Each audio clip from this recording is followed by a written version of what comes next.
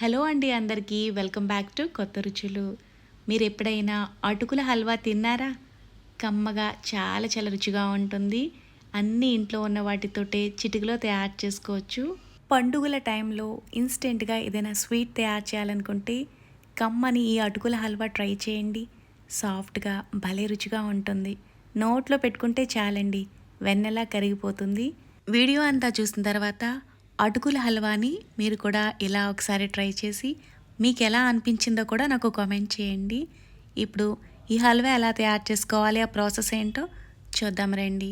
కడాయిలోకి పావు కప్పు నెయ్యిని వేసుకోవాలి. ఇందులోకి మీకు నచ్చిన డ్రై ఫ్రూట్స్ని వేసుకుని వేయించుకోవాలి. ఇక్కడ నేనైతే జీడిపప్పు బాదం పలుకులను అయితే తీసుకున్నాను. మీకు నచ్చిన డ్రై ఫ్రూట్స్ని ఇందులోకి మీరు తీసుకోవచ్చు. ఎక్కువ డ్రై ఫ్రూట్స్ వేసుకుంటే టేస్ట్ బాగుంటుంది. ఇలా దోరగా వేగిన తర్వాత తీసేసుకోవాలి. కడాయిలో నెయ్యి ఉంది కదా, సరిపోతుంది. ఇందులోకి కప్పు నిండుగా అటుకులను వేసుకుని ఈ అటుకులను సన్నటి సగ మీద దోరగా వేయించుకోవాలి.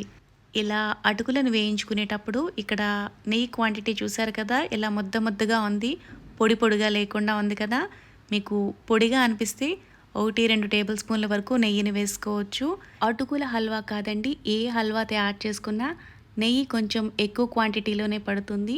నెయ్యి ఫ్లేవర్తో ఈ హల్వా చాలా బాగుంటుంది.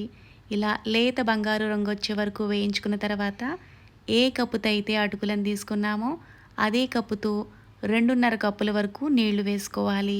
మంటని మీడియం ఫ్లేమ్లోనే ఉంచుకుని ఒకసారి అంతా కలిసేలా బాగా మిక్స్ చేసుకోవాలి. మూత పెట్టేసి 5-6 నిమిషాల పాటు ఉడికించుకున్నామంటే ఈ అటుకులు ఆల్రెడీ చక్కగా వేగిపోయి ఉన్నాయి కదా, చాలా తొందరగా ఉడికిపోతుందనమాట. 5-6 నిమిషాల తర్వాత మూత తీసుకుని చూసుకుంటే అటుకులు ఇలా చక్కగా ఉడికిపోయాయి. ఇలా పూర్తిగా ఉడికిపోయిన తర్వాత మాత్రమే ఇందులో బెల్లాన్ని వేసుకోవాలి. కప్పు అటుకులకి కప్పు బెల్లం వేసుకుంటే స్వీట్ అనేది కరెక్ట్గా సరిపోతుంది.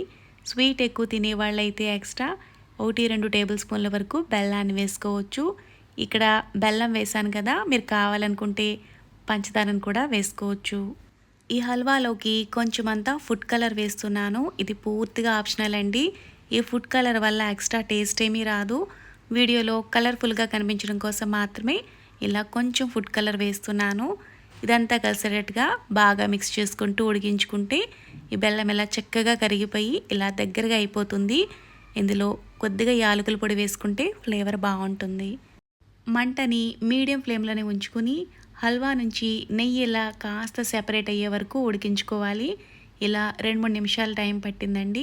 ఇలా ఉడికించుకుంటే సరిపోతుంది. మరీ ఎక్కువసేపు ఉడికించుకున్నా గట్టిగా అయిపోతుంది హల్వా. ఇలా అయితే సరిపోతుందనమాట. స్టవ్ ఆఫ్ చేసేసుకుని సర్వింగ్ బౌల్లోకి తీసుకుని వేయించుకున్న డ్రై ఫ్రూట్స్ని వేసుకుని గార్నిషింగ్ చేసుకోవడమే. సింపుల్గా ఇలా తయారు చేసుకుని హల్వా చాలా చాలా బాగుంటుంది. మీరు కూడా ఒకసారి ట్రై చేయండి. ట్రై చేసి మీకు ఎలా అనిపించిందో కూడా నాకు కామెంట్ చేయండి.